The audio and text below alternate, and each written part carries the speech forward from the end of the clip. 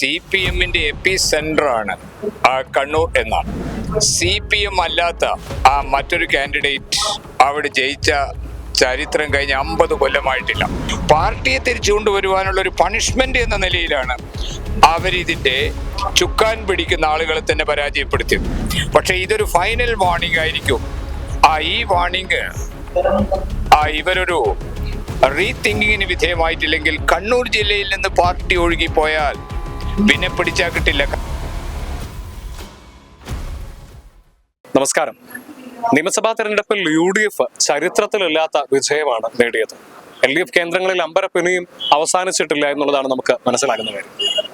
LDF-ന്റെ കോട്ട, പൊതുവെ CPM-ന്റെ കോട്ട എന്നറിയപ്പെടുന്ന കണ്ണൂർ ജില്ലയിൽ പാർട്ടിക്കുണ്ടായ പരാജയം എല്ലാവരെയും ഞെട്ടിക്കുന്നതാണ്. പയ്യന്നൂരും തളിപ്പറമ്പിലും പാർട്ടി പരാജയപ്പെട്ടുപോയി. ധർമ്മടത്ത് മുഖ്യമന്ത്രി പിണറായി വിജയൻ അബ്ദുൾ റഷീദ് എന്ന താരതമ്യേന പുതുമുഖമായ ഒരു കോൺഗ്രസ് നേതാവിനെതിരെ കഷ്ടിച്ച് കടന്നുകൂടുന്ന കാഴ്ചയും കണ്ടു. കേരളത്തിന്റെ മറ്റ് എല്ലാ ജില്ലകളെയും പോലെയല്ല കണ്ണൂർ. പാർട്ടിക്ക് ശക്തമായ അടിത്തറയുള്ള, പാർട്ടി ഗ്രാമങ്ങളേറെയുള്ള കണ്ണൂരിൽ എന്താണ് സംഭവിക്കുന്നത്? പാർട്ടിക്ക് എവിടെയാണ് പിഴയ്ക്കുന്നത്? ഈ ഒരു വിഷയത്തെക്കുറിച്ച് നമ്മളോട് പ്രതികരിക്കുന്നത് രാഷ്ട്രീയ നിരീക്ഷകനും എഴുത്തുകാരനുമായിട്ടുള്ള ഡോക്ടർ റഷീദ് പാനൂരാണ്. അദ്ദേഹത്തിന്റെ വാക്കുകൾ. യഥാർത്ഥത്തിൽ എപ്പോഴും പറയാറ് CPM-ന്റെ എപ്പി സെന്ററാണ് കണ്ണൂർ എന്നാണ്. അതായത് കണ്ണൂരിൽ ആണ് പാർട്ടിക്ക് വേണ്ടി AKG ഉൾപ്പെടെ, EK നായർ ഉൾപ്പെടെ, ചടയൻ ഉൾപ്പെടെയുള്ള ദ ഗ്രേറ്റസ്റ്റ് എന്ന് പറയാവുന്ന കമ്മ്യൂണിസ്റ്റ് ലീഡേഴ്സിന് സംഭാവന ചെയ്തൊരു ജില്ലയാണ്. ഇവിടെ ധാരാളം പാർട്ടി കേന്ദ്രങ്ങളുണ്ട്, അല്ലെങ്കിൽ പാർട്ടി ഗ്രാമങ്ങളുണ്ട്. പാർട്ടി ഗ്രാമങ്ങളിലേക്ക് കടന്നു കയറുക അസാധ്യമായ ഒരു കാര്യമാണ്.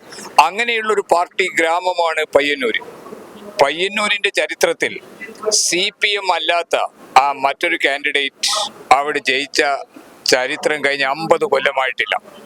അതുപോലെ ധർമ്മടം പാർട്ടിയുടെ മറ്റൊരു തുരുത്താണ്. തുരുത്തിൽ ഒറ്റപ്പെട്ട ചില ശബ്ദങ്ങളെ വരാറുള്ളൂ. അവിടെയും വോട്ട് ചോർച്ച. തലശ്ശേരി പാർട്ടിയുടെ മറ്റൊരു കരുത്തുറ്റ ഗ്രാമമാണ്. തലശ്ശേരിയിൽ 35, 40, 50,000 വോട്ടുകൾക്ക് ജയിക്കേണ്ട സ്ഥലത്ത് കഷ്ടിച്ച് രക്ഷപ്പെടും. പാർട്ടിയോട് ചോദിക്കുമ്പോൾ തന്നെ അവർക്ക് വ്യക്തമായൊരു ഉത്തരം ഇതിനില്ല. കാരണം അവർ സാധാരണ പറയാറ് കേഡർ വോട്ടുകൾ എപ്പോഴും സുരക്ഷിതമായിരിക്കും, അനുഭാവ വോട്ടുകൾ അതെപ്പോഴും ഫ്ലോട്ടിംഗ് ആണ്, അപ്പുറോ ഇപ്പുറോ അറിയാം. പക്ഷെ ഇത്രയും വോട്ടുകൾ പയ്യന്നൂരിൽ നിന്ന് ചോർന്നത്, 1,00,000 വോട്ടിന് ജയിച്ച മധുസൂദനൻ ദയനീയമായിട്ട് പരാജയപ്പെടുക എന്ന് പറഞ്ഞാൽ അത് ഫ്ലോട്ടിംഗ് വോട്ട് കൊണ്ടല്ല, കേഡർ വോട്ട് ചോർന്നിട്ടുണ്ട്. എന്തുകൊണ്ട് കേഡർ വോട്ട് ചോർന്നു? ഇന്ന് കണ്ണൂർ ജില്ലയുടെ പൾസ് ആയ നേതാക്കളാണ് പിണറായി വിജയൻ, 3 ജയരാജന്മാര്, ഗോവിന്ദ മാഷ്. ഇവരാണ് പാർട്ടിയുടെ സ്ഥിരാകേന്ദ്രങ്ങൾ. പാർട്ടിയുടെ ബുദ്ധിമണ്ഡലവും അതിന്റെ മറ്റ് ശാരീരിക അവയവങ്ങൾ കംപ്ലീറ്റ് കണ്ണൂർ ജില്ലയിലെ ഈ 4-5 നേതാക്കളെ കേന്ദ്രീകരിച്ചാണ് പോകുന്നത്. അതുമാത്രമല്ല, അവർക്ക് തികഞ്ഞ ആത്മവിശ്വാസമായിരുന്നു. മലപ്പട്ടം ഗോവിന്ദനും ഇനി പയ്യന്നൂരിൽ റബലായി മത്സരിച്ച സ്ഥാനാർത്ഥിയൊക്കെ പോയാലും ഒരല്പം വോട്ട് വ്യതിയാനം മാത്രമേ ഉണ്ടാവൂ. പക്ഷെ പാർട്ടി സ്ഥാനാർത്ഥികൾ ഒരു ആവറേജ് വോട്ടിന് ജയിച്ചു വരും എന്നാണ് കരുതിയത്. പക്ഷെ അതും ഉണ്ടായില്ല. കാരണം പയ്യന്നൂരിൽ ഏതൊരു സ്ഥാനാർത്ഥി തന്നെ ജയിക്കുന്നു. അതിനർത്ഥം പാർട്ടി സഖാക്കൾ അല്ലെങ്കിൽ ഒറിജിനൽ പാർട്ടിക്കാർ, പാർട്ടി മെമ്പർഷിപ്പ് ഉള്ളവർക്ക് തന്നെ ഈ പ്രസ്ഥാനത്തോടുള്ള വെറുപ്പ് എന്നതിൽ കവിഞ്ഞ് വിജയനിസത്തോടുള്ള വെറുപ്പ്. പിണറായി വിജയൻ, അയാളുടെ സ്റ്റൈൽ ഓഫ് ഫങ്ഷനിങ്, ഇന്നത്തെ 3 ജയരാജന്മാര്, ഗോവിന്ദ മാഷ്, ഇവരൊക്കെ പാർട്ടിയുടെ പ്രഖ്യാപിത നയങ്ങളിൽ നിന്ന് ഡീവിയേറ്റ് ചെയ്യപ്പെട്ടിരിക്കുന്നു. ഞങ്ങൾക്ക് യഥാർത്ഥത്തിൽ പാർട്ടിയെ തിരിച്ചു കൊണ്ടുവരണം. പാർട്ടിയെ തിരിച്ചു കൊണ്ടുവരുവാനുള്ള ഒരു പണിഷ്മെന്റ് എന്ന നിലയിലാണ് അവരിതിന്റെ ചുക്കാൻ പിടിക്കുന്ന ആളുകളെ തന്നെ പരാജയപ്പെടുത്തിയത്. കാരണം ഈ പരാജയത്തിൽ നിന്ന് ഇവർ എന്താണ് ഇനി ഉൾക്കൊള്ളാൻ പോകുന്നത് എന്നാണ് ഈ മാറ്റി കുത്തിയവർ ചിന്തിക്കുന്നു. ഇത് വീണ്ടും ഇവർ പഴയ ദിശയിലേക്ക് തന്നെ പോവുകയാണെങ്കിൽ ഇതിലും ടെറിബിളായ ഒരു ഡിഫീറ്റാണ് അവിടെ കാണാൻ പോകുന്നത്. ഇപ്പൊ ഉദാഹരണത്തിന് കഴിഞ്ഞ 1/2 നൂറ്റാണ്ട് കാലമായി അവിടെ നടന്ന കൊല, പ്രത്യേകിച്ച് കൊലക്ക് ഉത്തരവാദി കംപ്ലീറ്റ് CPM ആണെന്ന് നമ്മൾ പറയുന്നില്ല. പക്ഷെ പലപ്പോഴും അനേകം കോൺഗ്രസ്സുകാരോട് ഞാൻ ചോദിച്ചിട്ടുണ്ട്, നിങ്ങൾ എന്തുകൊണ്ട് BJP ആയി? മറ്റ് രക്ഷയില്ലാതെ കൊണ്ടാണ്. കാരണം 1 അടിച്ചാൽ 2 തിരിച്ചടിക്കാൻ RSS അല്ലെങ്കിൽ BJP ഒക്കെ ഉണ്ടാകും. അതിനു മുമ്പ് MP രാഘവൻ പോയി. രാഘവന്റെ കൂടെയുള്ള പലരെയും നിഷ്ഠൂരമായ തരത്തിൽ കൊന്നുകളഞ്ഞു. വെണ്ടൂട്ടായി ബാബുവിനെയൊക്കെ 4-5 കഷ്ണങ്ങളായിട്ടാണ് ഇന്നേ വരെ കേസ് തെളിയിക്കപ്പെടാതെ പോകുന്നു. മറ്റൊരു കേസിൽ പിണറായി വിജയൻ തന്നെ കേസിൽ 1-ാം സ്ഥാനത്ത് വന്നിട്ടുണ്ട്.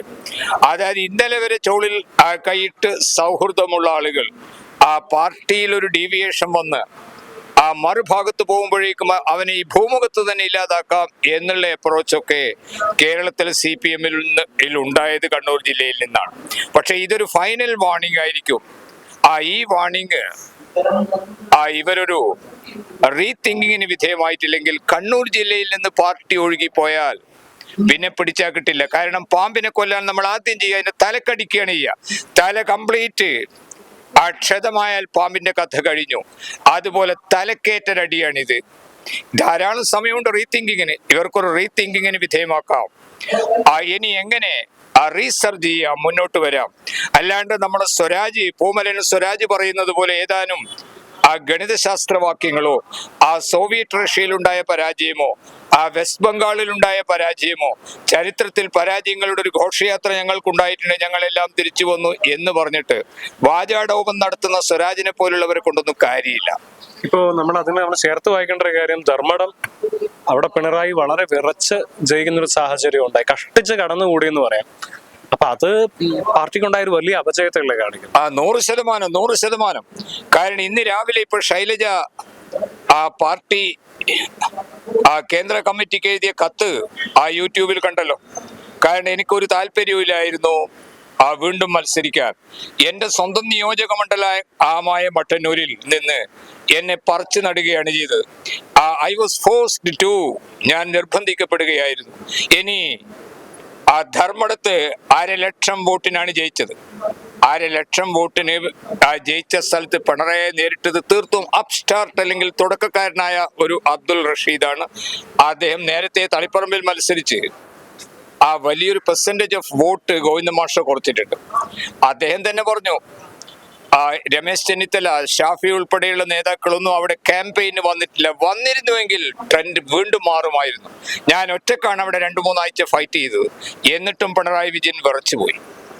അപ്പൊ പിണറായി വിജയൻ വിറച്ചു എന്ന് പറയുമ്പോൾ ഏതാണ്ട് 80% CPM അനുഭവവും കേഡർ വോട്ടും ഒക്കെയുള്ള ഒരു സ്ഥലത്ത് അവിടെ വീണ്ടും ഒരു റീതിങ്കിങ് നടത്തണം. ഒന്നുകിൽ പിണറായിയുടെ സ്റ്റൈൽ ഓഫ് ഫങ്ഷനിങ്, അല്ലെങ്കിൽ കേരളത്തിലെ 2ാം പിണറായി സർക്കാരിന്റെ ഭരണം. ഇതേതാണ് അവരിൽ മടുപ്പുണ്ടാക്കിയത്. ഈ മടുപ്പ് ഏതൊക്കെ കാരണങ്ങൾ കൊണ്ടാണ് വന്നത്?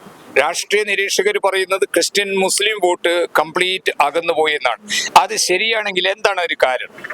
ക്രിസ്ത്യൻ മുസ്ലിം വോട്ടുകൾ ഗണ്യമായിട്ട് അകലുകയും പിന്നെ ഇവരുടെ ചങ്കായ തീയ വിഭാഗത്തിന്റെ വോട്ട് അത് പിന്നെ 3ആയിട്ട് ഡിവൈഡ് ചെയ്തു പോവുകയൊക്കെ ചെയ്തു. അപ്പൊ ഇതേക്കുറിച്ച് തറവായ ഒരു അന്വേഷണം നടക്കണം. മുഖ്യമന്ത്രി ഇതേവരെ ഒന്നും പറഞ്ഞിട്ടില്ല. അതിനിടയിലാണ് CPIയുടെ സ്റ്റേറ്റ്മെന്റ് വന്നു എന്ന് കാണുന്നത്. വീണ്ടും പ്രതിപക്ഷ നേതാവായി പിണറായി വിജയൻ വരുന്നതിനോട് CPIക്ക് യോജിപ്പില്ല എന്ന്. ഇതില് CPM പരാജയത്തിന് വെള്ളാപ്പള്ളി ഒരു കാരണമായിട്ടുണ്ട്. തീർച്ചയായിട്ടും വെള്ളാപ്പള്ളി ഒരു കാരണമാണ്. കാരണം ഹമീദ് ചെന്നമംഗലൂർ, കാരശ്ശേരി മാഷ് ഇവരൊന്നും ഇസ്ലാമിന്റെ സൈദ്ധാന്തിക കാഴ്ചപ്പാടുള്ളവരോ ഇസ്ലാം മാത്രമാണ് ശരിയെന്ന് പറയുന്നവരേ അല്ല. അവരതിശക്തമായിട്ട് മതങ്ങളെ വിമർശിക്കാറുണ്ട്. ജമാഅത്തെ ഇസ്ലാമിയൊക്കെ ശക്തമായി വിമർശിക്കുന്ന ഹമീദും കാരശ്ശേരി മാഷ് ഉൾപ്പെടെയുള്ളവർ പറഞ്ഞു ലീഗിനെ വിമർശിക്കാം, ലീഗ് ഒരു രാഷ്ട്രീയ പാർട്ടിയാണ്. മലപ്പുറത്തെ വെള്ളാപ്പള്ളി നിരന്തരം വിമർശിക്കും. ക്രിസ്ത്യൻ വിഭാഗങ്ങളെ വിമർശിക്കും. മുസ്ലിം വിഭാഗത്തിന് രാജ്യത്തോട് ലോയലിറ്റി ഇല്ല എന്ന് പറയുന്നു. അപ്പൊ കൊടുക്കണം, അതിനെ ബാലൻ സപ്പോർട്ട് ചെയ്യുന്നു. കാരണം ജമാഅത്തിന്റെ മുഖ്യമന്ത്രിയാണ് വരാൻ പോകുന്നത് എന്ന്.